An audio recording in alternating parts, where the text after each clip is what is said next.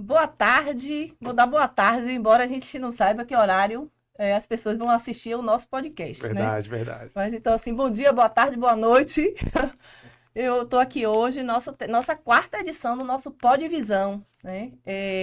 O comentário tem sido bastante produtivo. Eu gostaria que nossos pacientes continuassem aí comentando, gerando perguntas, para que continue motivando nós e nossos médicos a participarem dessas nossas edições de podcast. E hoje, né, de forma assim divina e maravilhosa, estamos aqui hoje no 21 de novembro, pós Dia da Consciência Negra, né? Pós-Dia de Consciência Negra. E a gente trouxe uma pessoa aqui hoje especial para falar um pouco desse tema, né? Tem relação muito com a questão da raça negra.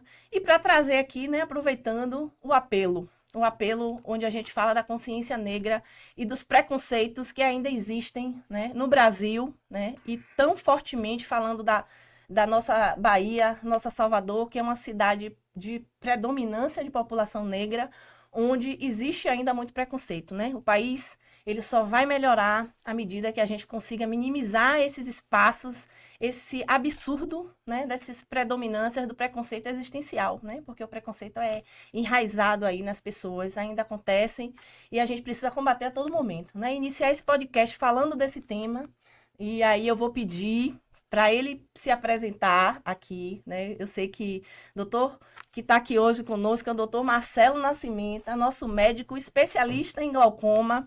Vamos falar muito desse tema hoje, mas eu queria começar falando da consciência negra e depois entrar aí no tema da apresentação, né? Eu quero que o doutor Marcelo Nascimento ele se apresente, né? Eu vou pedir para ele se apresentar aqui.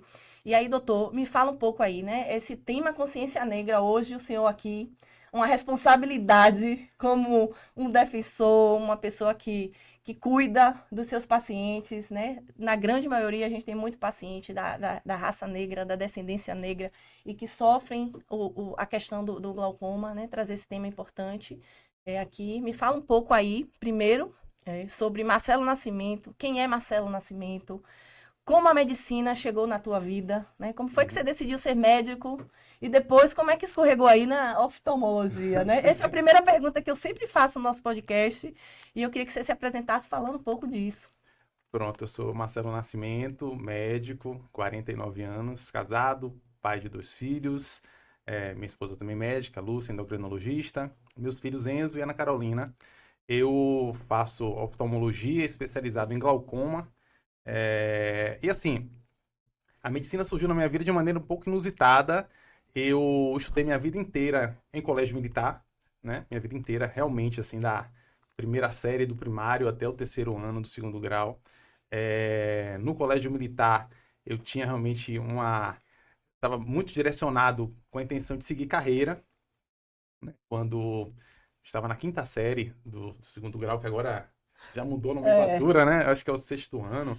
é. No colégio passou a ter um sistema que chamava de graduação, né? Eles graduavam, premiavam, davam medalhas para os primeiros colocados de cada ano, de cada turma. E aí tinham os alunos que eram aluno sargento, aluno tenente, aluno capitão, ia progredindo de acordo com a Bacana, progressão que bacana. tem mesmo no militarismo, até o aluno coronel, que era o aluno assim, mais graduado, primeiro colocado do terceiro ano, né? E eu fui graduado em todos os anos, né, da quinta Aluno série até o terceiro exemplar, ano, aluno exemplar. era. E cheguei ao terceiro ano como aluno coronel, então assim, era natural que eu seguisse carreira militar como todos que me precederam. Só que quando eu estava no terceiro ano, eu e mais 3 colegas decidimos fazer uma matrícula num cursinho pré-vestibular. Só para ver como é que era mesmo. Mas a nossa ideia era seguir carreira militar, realmente, fazer academia. Ah, E começamos a fazer esse cursinho. E nesse cursinho eu conheci um professor de biologia, que também era médico, né? Também era oficial é, da PM, eu estudava no Colégio da Polícia Militar. E ele também era oftalmologista, ah, professor Bira Cabral. vamos deixar aqui as E, homenagens ao professor Bira. pois é, Bira. exatamente. E aí, nas aulas dele de biologia, ele começou a falar sobre a vida dele na medicina, né? A faculdade, como ele entrou. E aquilo despertou em mim, assim, um interesse. Eu fiquei empolgado. Eu falei, poxa, medicina. Acho que eu queria fazer medicina. Ah, que legal. E pronto, passou o ano inteiro. Quando estava perto de finalizar o ano, eu decidi realmente que queria fazer medicina, que não iria seguir carreira militar, como E até então. oftalmologia também, né? Não, até então não era oftalmologia, né? Isso veio depois. Mas aí eu procurei, na época, o diretor do meu colégio, né? Que era Coronel Jorge. E depois veio a ser até comandante geral da PM. E hoje é meu paciente, né? Já até operei ele, inclusive. E falei a ele que não iria seguir carreira, que tinha decidido fazer medicina. Ele me deu total apoio, embora Ai, que fosse uma coisa legal. inédita, assim. O primeiro Bacana. coronel aluno a não seguir carreira militar. Ele me deu total apoio, falou: se é seu sonho, sua vocação, siga em E em casa, frente. deu certo? Foi ótimo. Quando eu falei com meus pais, né? Minha mãe, Ah, você me deu tirou um peso do meu coração, você tem carreira militar, o perigo. Não, vá, meu filho, faça medicina. E foi assim, eu nem fiz a inscrição para academia nem nada, me inscrevi para fazer vestibular. Falei, vou fazer, se eu não passar, no outro ano eu faço cursinho de novo. Mas acabei passando. Pronto, comecei a fazer medicina. Meu primeiro livro na faculdade foi um livro que Bira Cabral me prestou, um livro de ah. histologia dele, que eu voltei lá Poxa, eu para ele. acho que Bira Cabral foi meu professor também. Ele foi professor de muita gente, de biologia, Caraca. dos cursinhos, Do Sartre, se eu não me do engano. Sartre, foi um Eu dele no Sartre estudei. também. Pois Nossa, é. que tempo bom, viu? Lembrou Aí aqui. eu voltei lá, assim que passei, falei com ele, aí ele me entregou um livro que ele estudou, histologia, eu estudei com esse livro, e pronto. E aí segui, comecei a fazer a medicina. A oftalmologia surgiu para mim, assim, também de maneira nada planejada, né? Quando eu estava no quarto ano de medicina, eu decidi fazer um estágio no CIAV, que é o Centro Antiveneno, que funciona no Roberto Santos, né? Um centro de referência em antiveneno para o estado inteiro.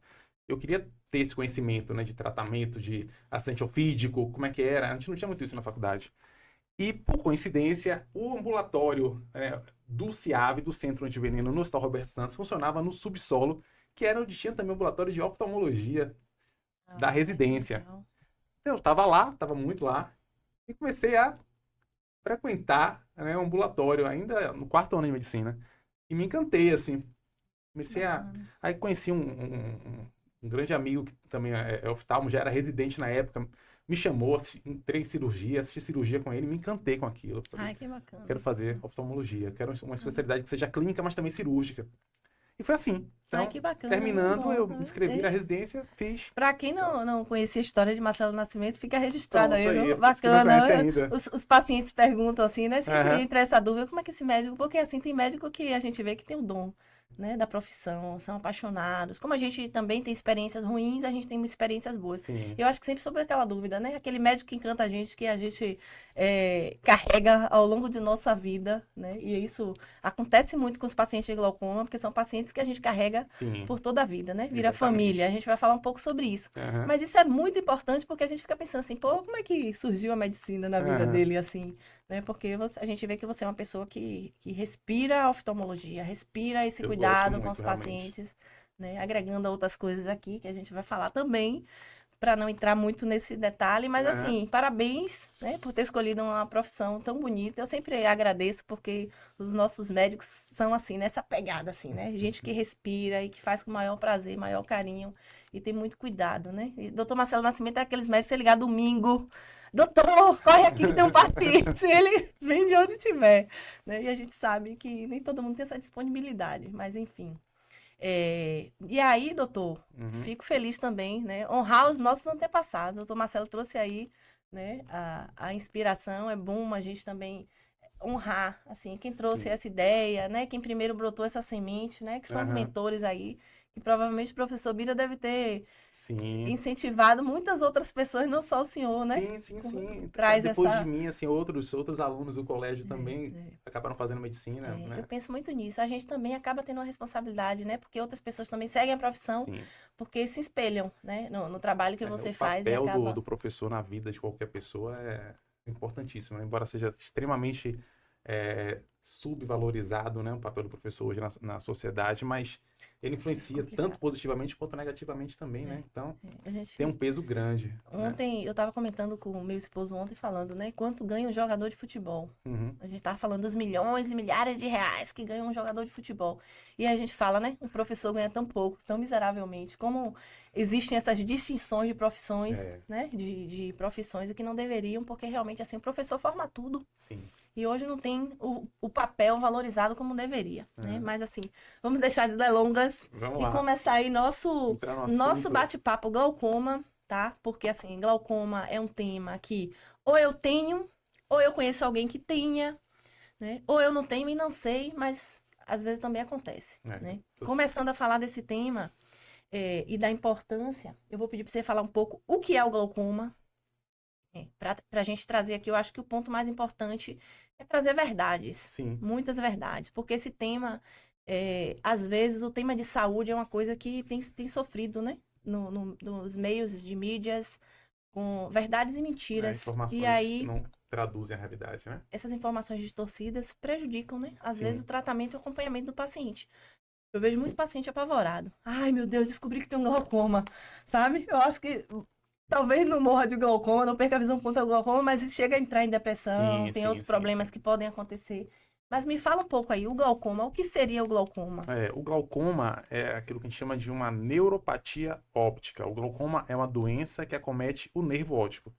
Então, assim, o nervo óptico, para que vocês entendam, assim, né? Se o nosso olho fosse uma câmera fotográfica, né? Daquela época antiga, né? Na época que se tinha filme fotográfico, hoje as câmeras são todas digitais. Mas na época, né? E ainda existem câmeras com filme. Então, se nosso olho fosse equivalente a uma câmera fotográfica, nós teríamos as lentes dessa câmera, né? As lentes seriam as lentes naturais que nós temos no olho, a córnea, o cristalino. Cristalino esse que com o passar do tempo ele vai ficando opaco e passa a ser chamado de catarata. E o filme, né? Que poderia possibilitar que tivéssemos fotos é a retina. Então, a retina forra o olho por dentro. Essa retina é composta por fibras, e essas fibras todas se unem e formam um nervo óptico. Então, a luz entra no olho da gente, passa pela córnea, passa pelo cristalino, chega na retina, toca a retina, estimula a retina, e essas células nervosas da retina, elas se unem e formam um nervo. O nervo sai do olho, caminha dentro do cérebro, e lá numa parte específica do cérebro, aquela luz que foi captada no olho vai ser convertida em imagem. É assim que a gente enxerga. O glaucoma é uma doença que acomete esse nervo, como se fosse o cabo elétrico que liga esse sistema todo, liga os olhos ao cérebro. E com o passar do tempo, a pessoa começa a ter uma perda gradual e acentuada das fibras do nervo. Uma perda que já aconteceria normalmente pela própria idade. Então, assim, se todos nós vivêssemos 200, 300 anos, provavelmente morreríamos sem visão. O que acontece no glaucoma é que essa perda que levaria 200 anos para acontecer, vai acontecer em 50 anos, se nada for feito. Então, você tem um processo acelerado de uma perda de fibras que já teríamos normalmente com a idade. Isso é o glaucoma. Esse glaucoma, na maioria dos casos, está associado a uma pressão alta do olho. Mas pressão alta do olho não é igual a glaucoma. Isso é uma coisa importante ser colocada. Pressão alta do olho é fator de risco para o glaucoma. Ou seja, se você tem uma pressão do olho alta, sua chance de ter glaucoma é maior do que uma pessoa que tem uma pressão do olho normal. Tá? Existem outros fatores de risco. Raça negra é um fator de risco importante. Pronto, então, vamos entrar quando nesse você entrou no tema, né, consciência negra. consciência negra, raça negra, quando a gente trata de glaucoma, isso é um ponto muito sensível, realmente. Infelizmente, a gente tem realmente, se sabe hoje, vários estudos mostram que o glaucoma ele é mais prevalente, ou seja, ele acontece com maior frequência na população negra, afrodescendente. O glaucoma é mais agressivo também na população negra, afrodescendente, leva a mais perda de visão. Isso por vários fatores, genéticos mesmo, também fatores sociais, né? O glaucoma tem um grande problema para a gente por se tratar de uma doença silenciosa. Então, a gente tem muito retardo no diagnóstico do glaucoma. Ou seja, se demora para descobrir que a pessoa tem glaucoma.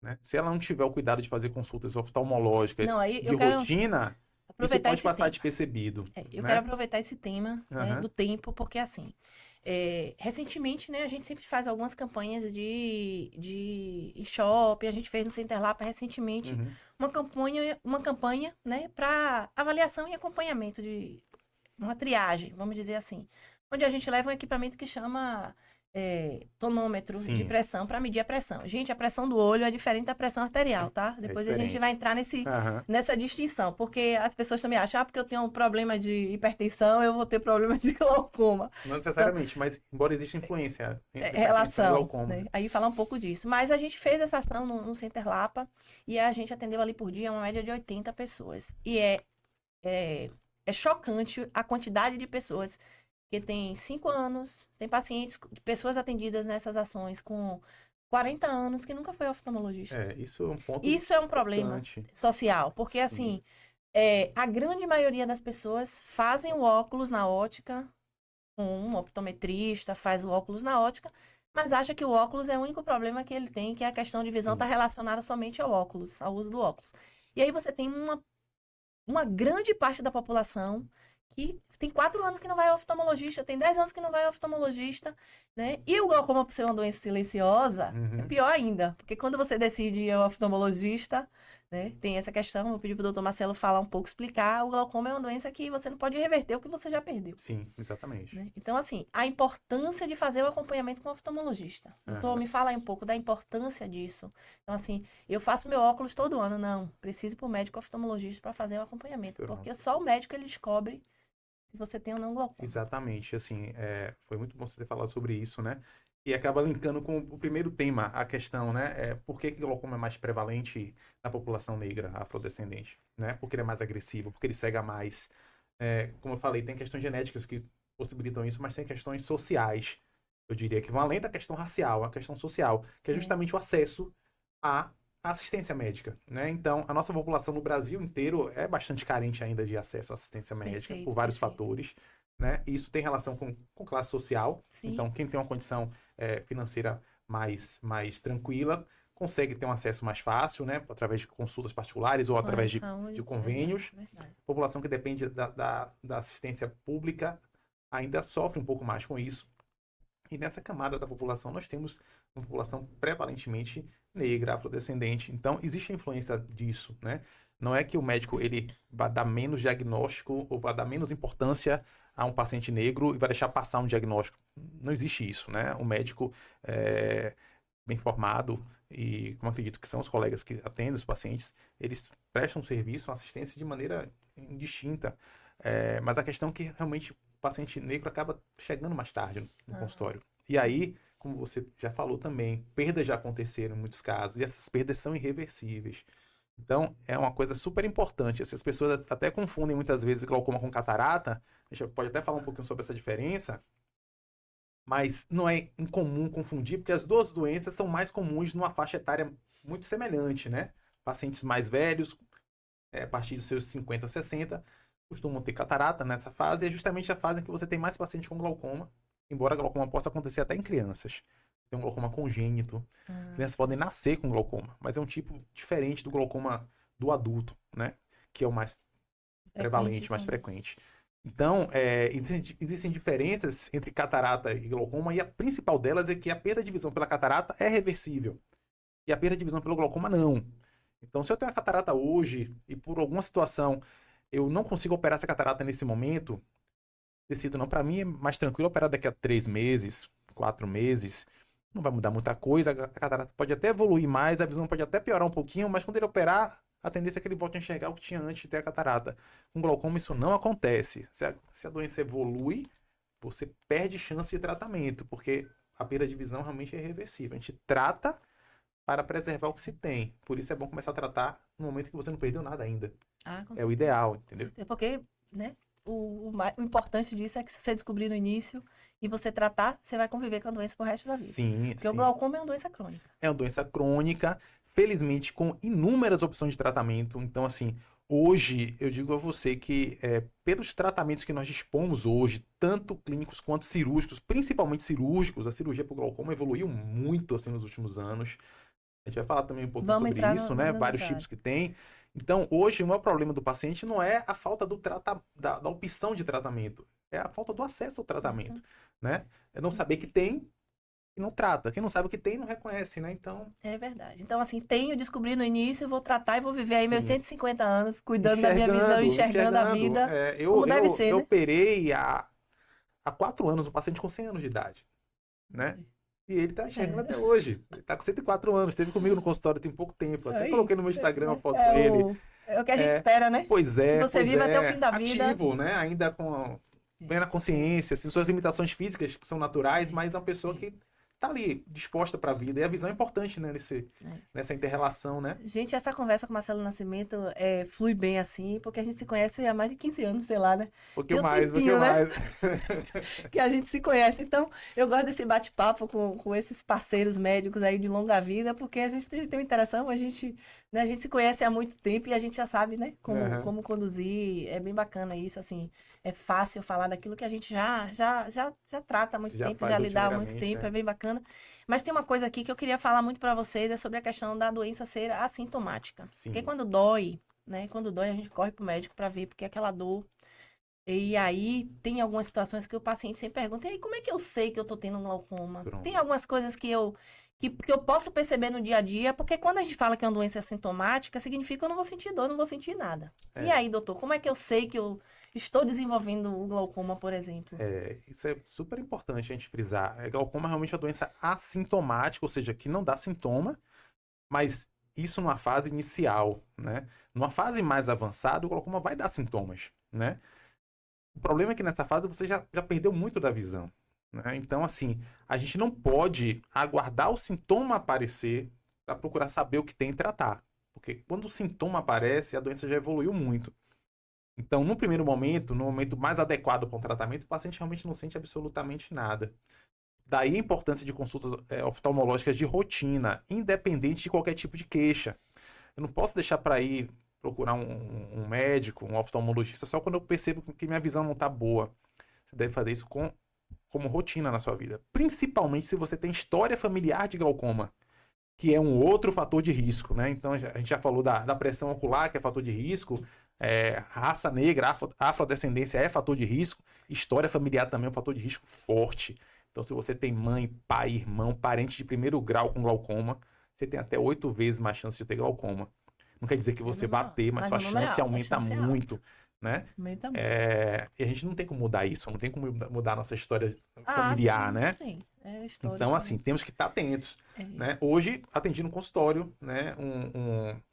Um paciente de 43 anos que veio para mim, porque a mãe tem glaucoma, a mãe é minha paciente, está até com cirurgia agendada para fazer, e ele veio justamente por isso, né? Falando que ele teve um diagnóstico há 1 ano de glaucoma, justamente porque ele teve a preocupação de fazer uma consulta sem estar sentindo nada, mas só porque a mãe tinha glaucoma, e aí a colega que eu atendeu, outra consulta, deu o diagnóstico, iniciou um tratamento, né? A gente vai até fazer uma mudança no tratamento dele agora, com relação ao tipo de tratamento, né? A Ele gente vai entrar hoje nos usa colírio, a detalhes. gente vai fazer um Vamos, laser, porque a gente vamos avaliou entrar que é nos mais tratamentos. adequado para Vamos ele, entrar. né? Hoje a gente tem essas possibilidades que não tinha antigamente. Vamos entrar nos Antigamente eram tratamentos. poucos colírios e uma única cirurgia. Hoje a realidade mudou Vamos completamente, entrar né? nos tratamentos, mas antes disso eu queria que o senhor explicasse como é que o paciente de glaucoma ele enxerga, né? Tem a questão da visão, como é que ele perde a visão? Tem a questão da visão periférica, né? Perder a Isso, visão na periferia, glaucoma ele vai perdendo a visão na periferia para o centro. E aí uma exatamente. das coisas que eu vejo sempre é, tipo, a preocupação. Eu não estou indo ao oftalmologista, mas você vê, né? Meu pai, meu avô, né? Começa a se bater nas coisas. Essa questão de estar andando pela casa e você não tá tendo essa visão aqui, né? Sim, Enxerga como um cubo. Explica um pouquinho como é essa situação aí é. do paciente que começa a enxergar de forma diferente. Porque o paciente diz assim, eu tô vendo mosca, é uma situação, mas já tem uma coisa aqui, a gente enxerga. O paciente já tem essa Sim, dificuldade, é né? verdade, é verdade. É uma coisa É o grande importante. problema justamente do glaucoma. É, você começa a perder visão da periferia para o centro. Então, no primeiro momento, essa perda de visão periférica você não percebe realmente, né? E à medida que a doença vai evoluindo, a visão vai sendo comprometida até chegar na visão central. Nesse momento, a perda já aconteceu totalmente. Por isso o glaucoma é uma doença silenciosa, porque essa perda é lenta, é insidiosa e vem da periferia para o centro. O glaucoma é uma doença altamente traiçoeira É. nesse sentido, né? Então, se você não faz avaliações de rotina, se você não avalia o seu nervo, a pressão do seu olho, né?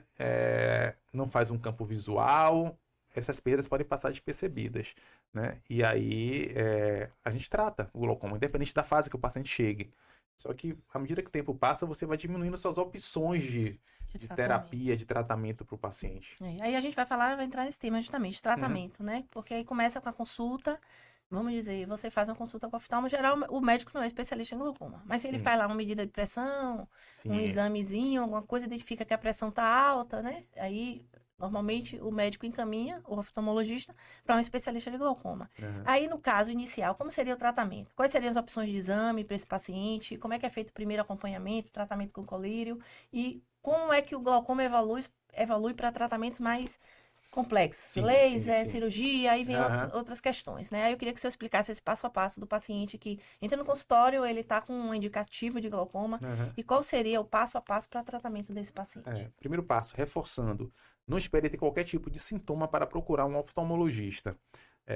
Faça isso como rotina, pelo menos uma vez por ano. Todo oftalmologista, ele tem a capacidade, ele é formado e tem a capacidade de diagnosticar um glaucoma ou pelo menos suspeitar da existência de um glaucoma. E isso acontece numa consulta oftalmológica básica, né? Na consulta oftalmológica básica, a gente tem etapas, né? Verificar a visão que o paciente tem, verificar o tipo de grau que ele tem, né? Fazer um exame de fundo de olho, isso também faz parte da consulta básica, e nesse momento a gente consegue ver o nervo óptico do paciente e ver se ele é um nervo suspeito, se ele é mais escavado do que normalmente é, né? Isso levanta uma suspeita. Na ótica a gente não faz a consulta não. Eu já vi Não, paciente dizer que faz medida de pressão na ótica, a gente não não, isso não existe, desconfie não que isso não existe. existe. O único Só o médico. profissional habilitado, capacitado para fazer diagnósticos e indicar tratamentos para pacientes oftalmológicos é um médico oftalmologista, um profissional que é médico, faz 6 anos de faculdade de medicina, depois faz pelo menos 3 anos de residência em oftalmologia, e se for fazer uma subespecialidade, ele vai fazer mais 2 a 3 anos. Então, um tempo muito longo de formação para que você tenha essa capacidade de dar um diagnóstico correto e tratar adequadamente o paciente. O optometrista não é médico, né? E não deve estar prescrevendo tratamentos. É, Mas, voltando, né? Essa questão do. Estava falando com relação a essa Não, rotina, né? Da consulta. Então, nessa rotina de uma consulta médica bem feita por um oftalmologista, né? Um profissional que é habilitado para tal, você já consegue ter uma suspeita de um glaucoma, ou mesmo dar um diagnóstico se for um glaucoma mais avançado. E aí ele tem a possibilidade de encaminhar para o especialista. Principalmente quando ele quer avaliar que tipo de tratamento seria mais adequado, né? Como a gente falou, houve uma mudança muito grande nessa questão do tratamento do glaucoma nos últimos anos, né? Quando eu fiz residência, tem o quê? Tem um tempinho, né? Agora, sábado agora eu tô indo para um. você, quando eu te conheci, você É, não tinha essa barbinha branca, não. Era não, todo não, pretinho. né, não, não tinha nenhuma ruga também. Sábado agora eu completo 25, a gente vai comemorar os 25 anos de formatura, né? Eu formei em 99. Eita. Então, entrei na residência logo depois, então tem um tempinho, né? Nessa época, a gente tinha basicamente 2 tipos de cirurgia para glaucoma, né? Que era a trabeculectomia, que é a cirurgia que é feita até hoje, muito boa, por sinal.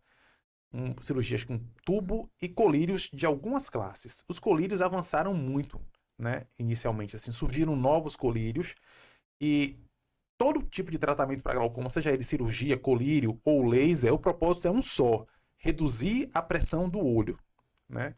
Porque a gente já falou, existem fatores de risco vários para você ter glaucoma. Desses todos que eu citei aqui, raça, idade, tem outros também. Diabetes é fator de risco.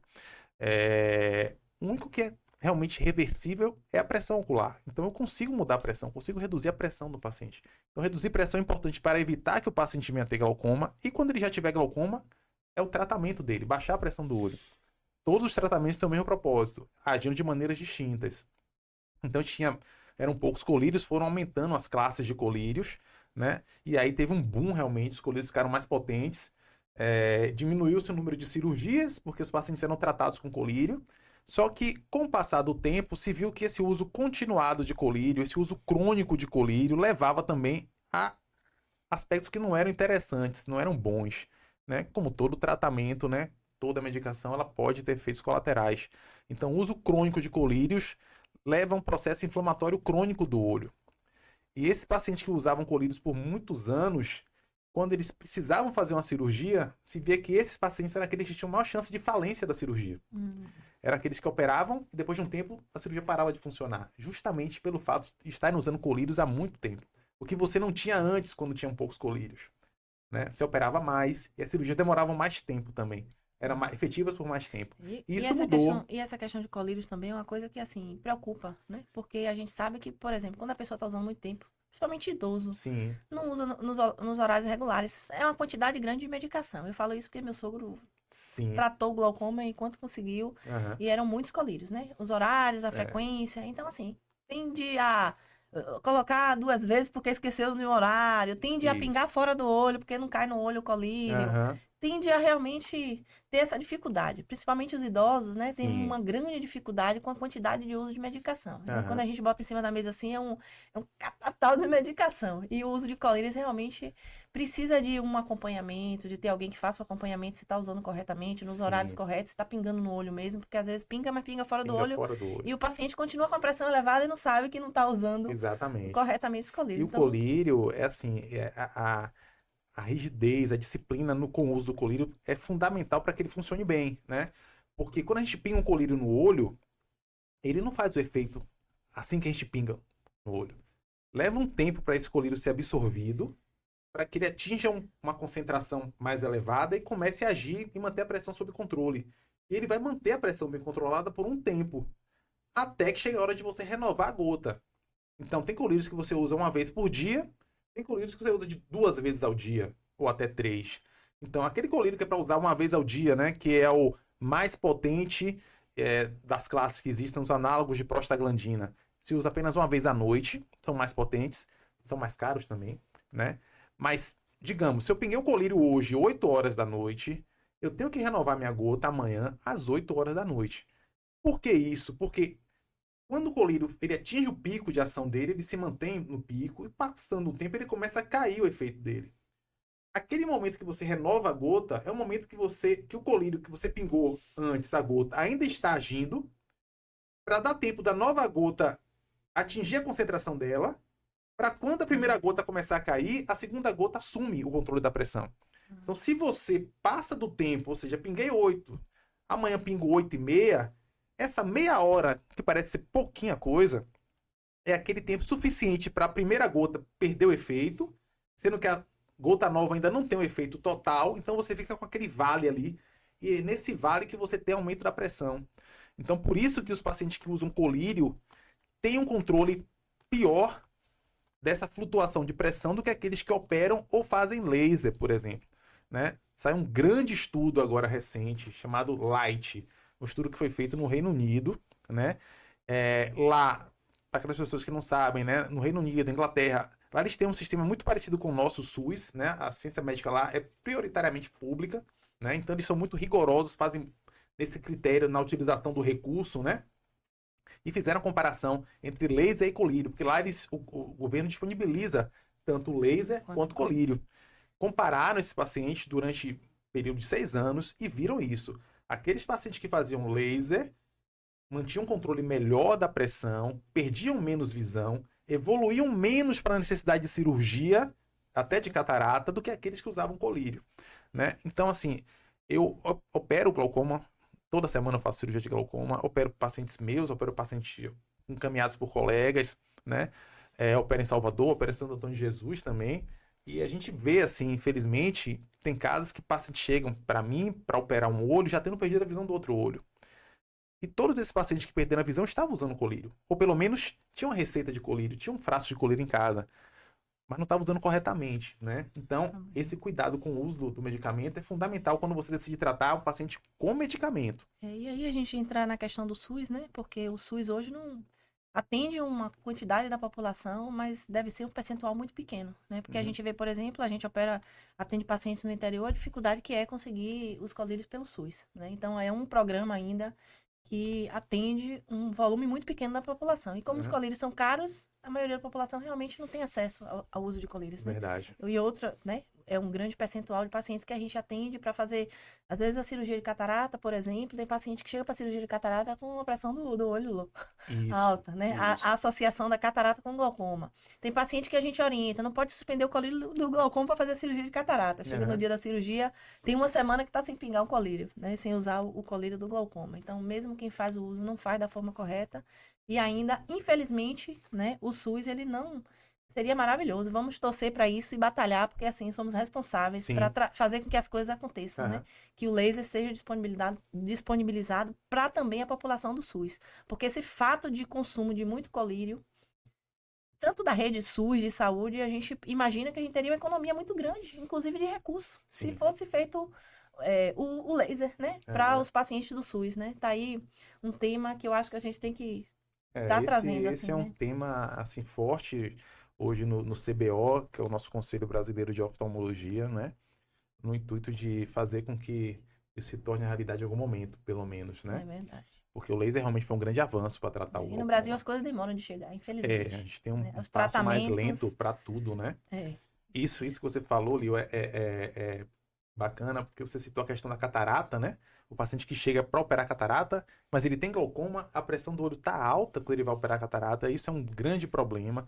Então, como eu falei, paciente com catarata e glaucoma, essa associação não é incomum, porque catarata e glaucoma atingem pacientes na mesma faixa etária normalmente. perfeito. Então, é muito comum o paciente ter um glaucoma e não saber que tem. Aí ele chega para operar catarata e se descobre ali que ele tem um glaucoma. Então, tem que se tomar cuidado nesses casos. Quando o paciente tem catarata e glaucoma, inclusive, existe a possibilidade de se operar as duas doenças no mesmo momento. Chama de cirurgia combinada. Você opera catarata e opera o glaucoma. Tem casos que você precisa operar primeiro o glaucoma para controlar a pressão e preparar o olho para operar a catarata com mais segurança. Então, cada Perfeito, caso é um caso, né? perfeito, Então, perfeito. aí a questão do cuidado, a avaliação do especialista É. faz diferença realmente. E quando a gente chega no interior em pessoas que não têm acesso a um oftalmologista, é pior. Chega a ser pior. Você pegar um paciente com problema de retina, glaucoma, catarata e É o pterígio. combo, Então, né? assim, o olho, apesar de ser pequenininho, a gente fica Tem assim, meu espaço para Deus, muita coisa é ali, muita né? coisa ali, né? É muita coisa. E É, quando não tratado, às vezes a vida inteira, aquele paciente não tratou glaucoma, e quando a gente recebe paciente, poxa, assim, é triste porque é muita coisa e é aquela coisa, né? Tentar salvar a todo custo, o mínimo que você ainda tem de visão, é. quando às vezes é uma missão Como impossível, você falou, porque o olho é tão pequenininho, né? Mas assim, você tem tantas subespecialidades para tratar um olho, né? Então você tem um especialista em glaucoma, um especialista em retina, um especialista em catarata, um especialista em córnea. São todas partes do olho, mas tá tudo junto ali. Então, assim, a catarata pode influenciar, um paciente com catarata pode desenvolver glaucoma devido à catarata, né? Porque a catarata, na catarata, certos tipos de catarata, a lente natural do olho, que é o cristalino, além de ficar opaca, ela fica mais gordinha dentro do olho. E aí ocupa muito espaço dentro do olho, e aumenta a pressão do olho. muito E aí tensa. o paciente passa a ter um glaucoma secundário à catarata. Hum, Assim como o paciente pode ter uma doença da retina, tipo retinopatia diabética, né? Aproveitando que a gente está em novembro, né? Novembro Novembro azul, Azul, né? perfeito. Da consciência com relação ao diabetes. Diabetes é uma doença que pode afetar os olhos também. E um dos efeitos é a retinopatia, que é a doença da retina. Sendo que pacientes que têm retinopatia podem desenvolver também um glaucoma. Chama de glaucoma neovascular, que é o glaucoma do diabético, né? E também pode acontecer em pacientes hipertensos, desenvolver glaucoma.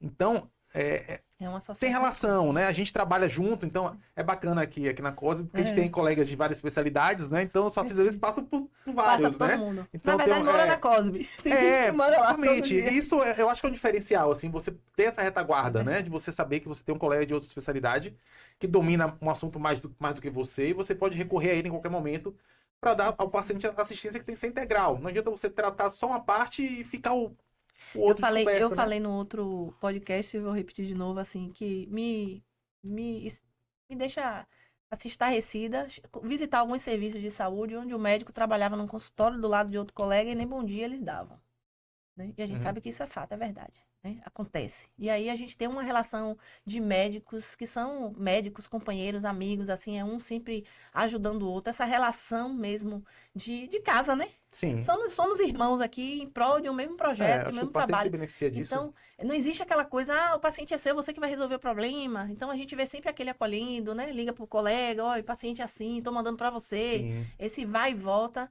É uma rede do bem. E eu acredito muito que essa rede do bem que vocês fazem, assim, Deus deve retribuir de inúmeras formas, né? Porque o bem que a Hum. gente faz volta pra gente. Aham. A lei da colheita e do plantio, Sim, né? A gente sim. planta e a gente colhe. E eu acredito muito nisso. E eu vejo isso, né? A gente vê assim no dia a dia, nas coisas da vida, o quanto a gente é agraciado, né? A Sim. gente é beneficiado e recebe essas bênçãos do céu. E aí eu queria saber, doutor, antes de entrar na questão do diabetes e de outras coisas, assim, Uhum. quando é que o paciente evolui para cirurgia ou laser, né? Quando Certo. seria evolui para cirurgia ou laser? Porque o paciente chegou, tem glaucoma, ele já vai fazer uma cirurgia de glaucoma? Qual seria a Pronto. situação de evoluir Perfeito, para uma perfeito. cirurgia ou para um laser? E fala um pouco do laser aí, das É, novidades no mercado. essa questão, eu acho que é o tema hoje mais discutido em toda reunião de especialidade de glaucoma é tratamento, né? Qual a sequência a ser feita, né? O que é que vem primeiro? Isso depende, varia, né? Antigamente, quando você tinha cirurgias que não tinham um resultado tão bom, que eram muito invasivas, né? Você acabava reservando a cirurgia para uma fase já mais Uhum. avançada da doença, né? Só que as cirurgias evoluíram, então você tem hoje as chamadas cirurgias minimamente invasivas, né? São as MIGs, né? Bem famosas aí, e que pelo nome, o nome já diz, ela é minimamente invasiva, causa o mínimo trauma ao tecido do olho, portanto são mais seguras e você acaba podendo indicar a cirurgia mais precocemente para muitos pacientes, né? Então mudou um pouco isso. Antigamente era, o paciente chegava, fazia colírio, colírio, um colírio, dois colírios, três colírios, quatro colírios, aí já não estava dando mais, tentava fazer um laser, mas se não desse, cirurgia, né? Hoje mudou. Então hoje, qual a rotina, né? O paciente chegou, o paciente é hipertenso ocular, ou seja, ele só tem a pressão do olho alta, nem glaucoma ele tem, mas ele, se ele for um hipertenso ocular, né, com outros fatores, como por exemplo, uma história familiar, né, uma idade um pouco mais avançada, tem outras questões que a gente avalia também, espessura de córnea e tudo mais, você já pode indicar nesse momento um tratamento para o paciente, para tratar a hipertensão, para evitar o glaucoma, né, Perfeito. e nesse caso, qual a melhor indicação hoje? Laser, né? É, se eu não tiver a possibilidade do laser, por uma questão de não dispor do equipamento naquele local, né? Eu posso partir para o colírio, mas a primeira indicação é laser. Pronto, a gente avança um pouco mais. O paciente não é só hipertenso ocular, ele agora já tem glaucoma. Mas o glaucoma ainda está começando. Qual o primeiro tratamento a ser indicado para ele? Laser. Se eu não disponho do laser, segunda opção, colírio. Evolui mais. O glaucoma agora passa a ser aquele glaucoma moderado, intermediário. Ainda qual a melhor indicação? Laser. Não Ainda tenho bem. laser, posso valer do colírio. Glaucomas daí para frente mais avançados, aí varia. A depender do nível do glaucoma, você pode já indicar até uma cirurgia no primeiro momento. Um Sim. paciente que tem um diagnóstico já na fase muito avançada. Aí colírio para ele já não vai ser a melhor opção. Laser já não funciona bem para esses casos de glaucoma avançado. Aí me resta a cirurgia, tá? Então, ou eu faço um combozinho, né, com vários colírios de várias classes diferentes para tentar unir forças e baixar mais a pressão, né? Ou parto para a cirurgia se eu tiver essa possibilidade, tá? E tem cirurgias que podem ser feitas até na fase de glaucomas moderados, né? Tem pacientes que, por exemplo, ele tem um glaucoma que é inicial ou moderado, que poderia fazer o laser ou colírio, só que ele não tem acesso ao laser, onde ele mora, não tem laser para ele fazer, a gente não tem laser em todos os lugares do Brasil ainda, né? E ele tem uma intolerância aos colírios, o que não é incomum também. Tem muitos pacientes que não conseguem pingar colírio no olho porque irrita o olho. Hum. Nenhum colírio serve para ele, ele coça o olho.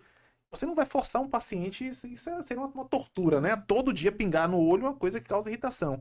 Eu não consigo usar colírio, a cirurgia pode ser indicada nesse caso Ah, também, perfeito. entendeu? Porque Perfeito. hoje você tem tipos diferentes de cirurgia. Você tem a cirurgia para um glaucoma mais avançado, a cirurgia para um glaucoma mais inicial, E aí né? a gente sabe que cada organismo responde, né? Então, o Exatamente. paciente teve uma boa resposta ao laser, você vai tratar com laser, você não vai submeter o paciente à cirurgia. Sim, Ele sim, está tendo sim. boa resposta no laser.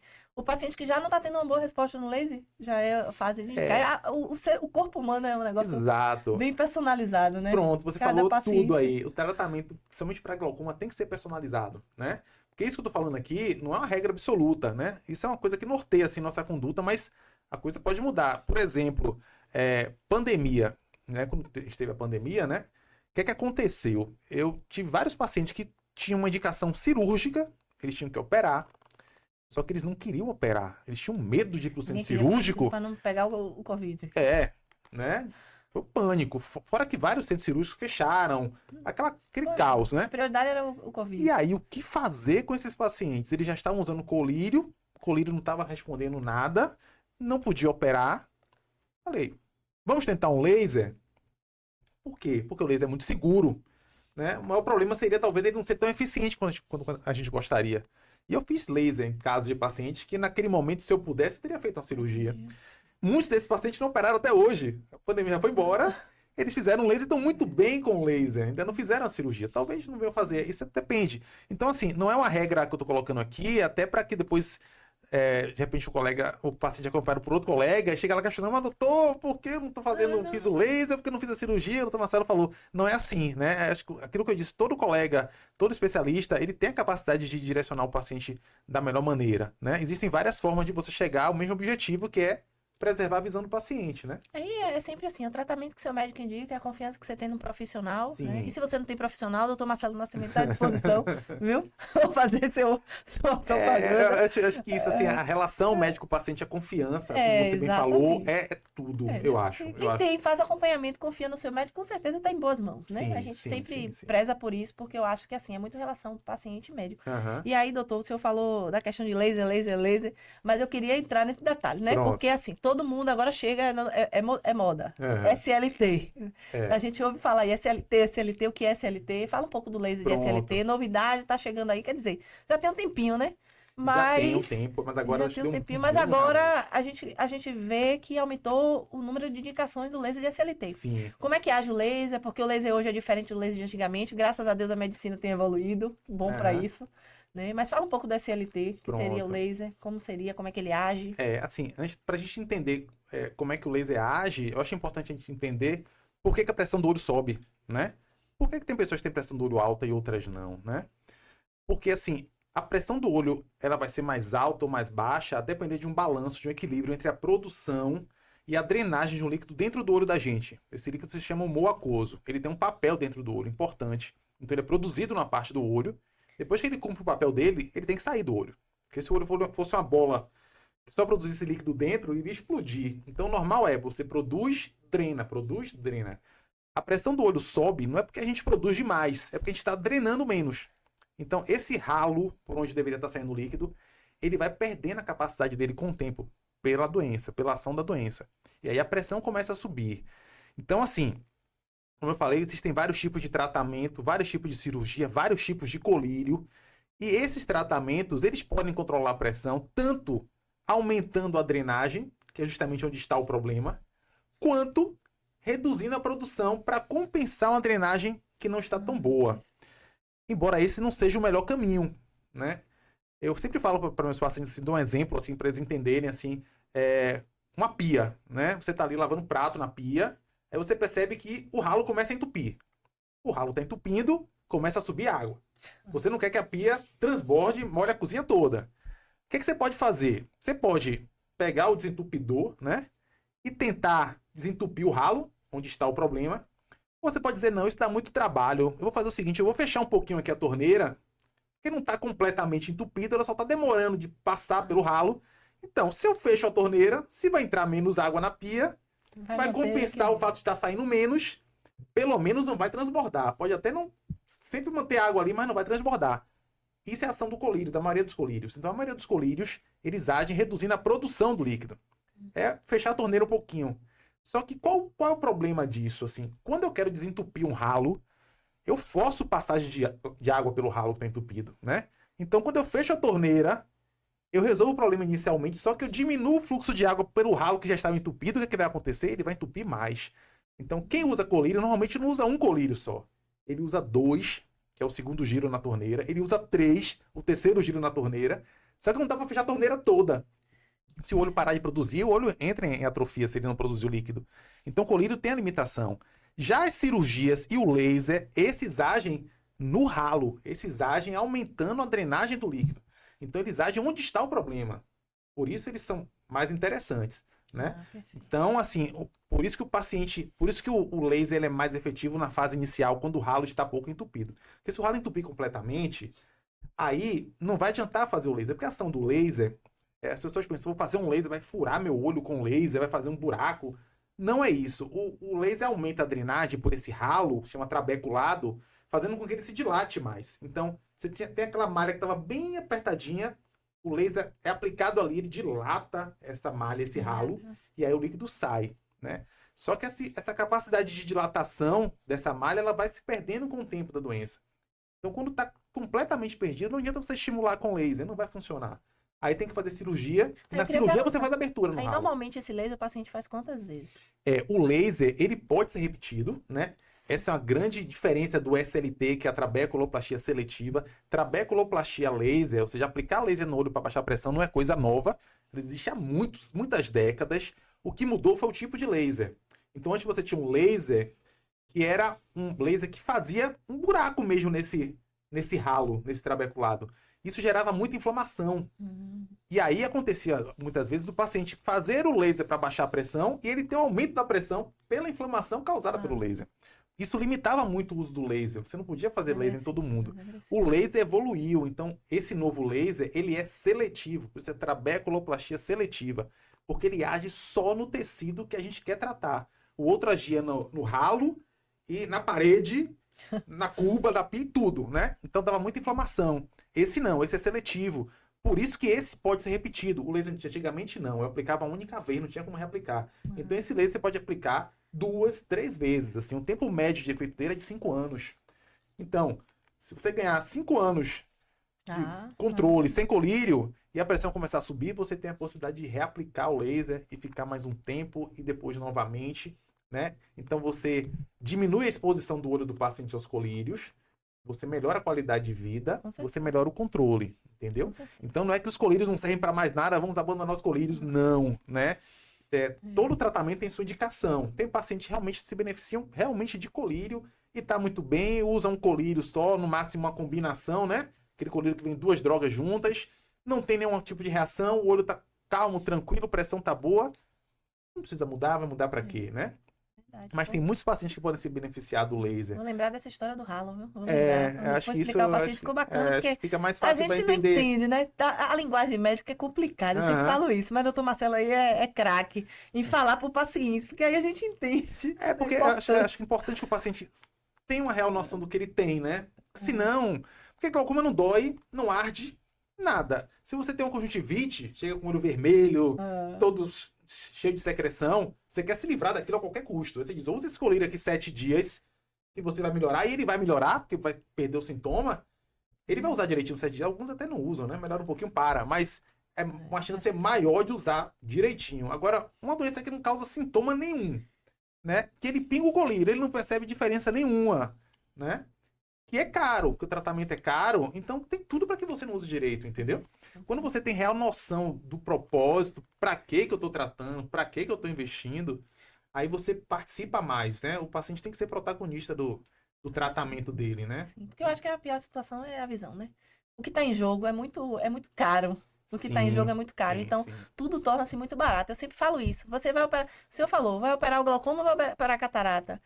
A catarata pode esperar. O caro aqui, o que está em jogo é o glaucoma. Porque assim, é irreversível. Então, você precisa priorizar. E a gente está falando de um tratamento que ele não pode esperar. Vou ano que vem, vou fazer, vou. Não dá, porque pode ser que hoje você vá ao médico, não tenha nada, e no ano seguinte você chegue lá e já esteja com glaucoma. Algumas vezes você passa pela frustração de chegar um paciente para você para operar e você dizer para ele, não tem mais o que fazer aqui. Não adianta operar, né? Não adianta você investir recurso numa cirurgia que não vai lhe trazer mais nenhum tipo de ganho. De benefício, né? Isso pra gente infelizmente. Né? É uma Às vezes notícia a que gente ninguém quer encara receber, esse né? tipo de situação, não é nada agradável, assim. Nem para o paciente estar recebendo, nem pra gente ter que dar um tipo de notícia dessa, Tem entendeu? paciente que, infelizmente, a gente tem que dar essa notícia e às vezes assim, né? Atrapalha a vida como um todo, porque o paciente que ele tem um problema visual ou que ele desenvolveu problema visual, porque o paciente que nasceu cego, ele nasceu cego.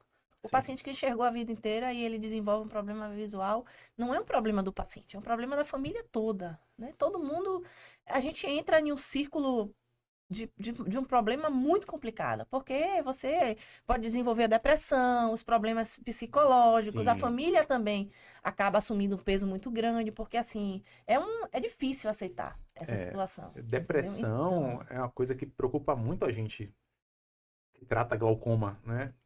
Por isso que você Isso que eu ia falou, falar né? da A própria depressão. doença pode influenciar nisso, levar o paciente a ficar depressivo porque ele está perdendo visão, e não entende bem o porquê. E o tratamento para a depressão também tem influência no glaucoma, né? Aí fala um pouco disso aí, dos antidepressivos, Isso, exatamente. Assim, a gente tem hoje, infelizmente, o Brasil é um dos recordistas mundiais de uso de medicações controladas, né? Antidepressivos, ansiolíticos. E esses medicamentos podem prejudicar muito um paciente que tenha glaucoma, né? A depender do tipo de glaucoma que ele tem. Então, os antidepressivos, os inibidores da monaminoxidase, que é um tipo específico também de medicamento, esses medicamentos, eles podem levar a um fechamento de ângulo. O ângulo é aquele espaço no olho onde está localizado aquele ralo que eu falei, que vai entupindo com o tempo, né? Então, é ângulo porque ele está entre duas estruturas, a íris e a córnea. O ângulo fica bem ali naquele cantinho. Se aquilo fecha, você limita o acesso do líquido ao ralo e aí a pressão do olho sobe. Esses medicamentos podem causar esse tipo de efeito. Tem outros medicamentos que causam isso também. Né? Aqueles se correr o bicho pega, se ficar o bicho come, né? Que se usa muito também, exatamente, podem levar também esse tipo de efeito, né? Você ter... Doutor, ficaria um dia inteiro aqui falando com o senhor sobre isso, mas eu quero falar só de um último assunto aqui, que, pasmem, mas também tem relação com o glaucoma, é a prática de atividades físicas. A gente vai entrar nesse tema, a gente falou do diabetes um pouco, mas assim, vamos fechar com chave de ouro, né? Falando quanta importância a atividade física também no glaucoma. Né? Até então, a minha vida inteira eu nunca ouvi essa relação, e recentemente, né, a gente tem batido alguns papos e ouvindo muito sobre essa questão da prática de atividade física também ajudar nesse aspecto. Me fala um pouco aí. Exatamente. Dessa questão de atividade física. Eu gosto de tratar glaucoma, eu gosto de atividade física também. Marcelo é corredor, viu, gente? É atleta aí, ele e Lúcia. Eu corro, faço jiu-jitsu. Eu acho que a atividade física é fundamental assim, para a nossa saúde mental, inclusive, né? Com certeza. Para a saúde física como um todo, né? Melhora seu corpo inteiro, inclusive os olhos. Em relação ao glaucoma, então, tem muito estudo agora sobre isso, mostrando os benefícios da atividade aeróbica para pacientes que têm glaucoma. E aí vai desde uma caminhada leve até a corrida mesmo, né? Isso melhora, né, o fluxo sanguíneo para o nervo óptico, melhora o controle da doença. Assim como tem alguns esportes que devem ser evitados por um paciente que tem glaucoma, isso também é importante saber. Natação é um esporte aeróbico, portanto, benéfico para quem tem glaucoma. Porém, natação com o uso daqueles óculos pequenininhos que apertam muito o olho, podem levar ao aumento da pressão do olho. Então, tem que ter cuidado com isso, né? Se você for nadar, tiver glaucoma, procure escolher óculos maiores, né? Tipo máscara, exatamente. Né? Atividade física também, exercícios resistidos, tipo musculação, também são benéficos para quem tem glaucoma, porém, você tem que ter o cuidado na execução desse tipo de exercício, né? Evitar, chama de manobra de Valsalva, que é aquela coisa de você prender a respiração na hora de puxar o peso, né? Aquilo não deve ser feito. Então, se você faz isso, naquele momento a sua pressão do olho pode aumentar e você está colocando sua saúde ocular em risco, né? Então, faça a musculação. A musculação é excelente, principalmente das pessoas que na faixa etária mais avançada, né? Você ter reserva muscular aumenta seu tempo de vida, inclusive, né? Para o glaucoma não é diferente, mas tem que ter cuidado na execução do exercício. Yoga também é outra prática que é bacana, mas deve ser feita com cuidado, aquelas posições de cabeça para baixo, né? Porque aquilo pode aumentar a pressão do olho também. Né? É aquela coisa, né? Várias curiosidades, várias coisas que... Uma situação pode ser remédio, mas pode ser veneno também. Daí a importância de você ter não só um oftalmologista, mas um profissional de educação física conduzindo esse tipo de prática, né? Orientando o paciente em relação a isso. Bom, né? A forma correta de fazer pode mudar tudo, né? Então, assim, a atividade física é fundamental para tudo. Eu sou fã, gosto, indico bastante, né? Procuro, assim... Tô fazendo a pulso, meu personal tá lá, daqui a pouco eu tô lá, eu tô chegando. Mas quem gosta e quem não gosta tem que fazer também. Eu acho que é bacana. E assim, pode ser qualquer tipo de atividade física. Eu gosto de correr, já corri maratona, mas assim, é aquela coisa... que eu gosto, né? Mas desgasta muito. Meu marido gosta de correr, eu não gosto de correr. Eu prefiro fazer musculação e aí cada um faz o que gosta. Andar de bicicleta, se movimentar. A gente não um foi feito para ficar parado, né? Então, Perfeito. o exercício pode ser remédio também, né? Perfeito. E ajuda bastante. Então, acho que ficou um recado bom aí, viu, gente? Uhum. Umas dúvidas boas sobre atividade física, mas realmente, assim, tudo em excesso...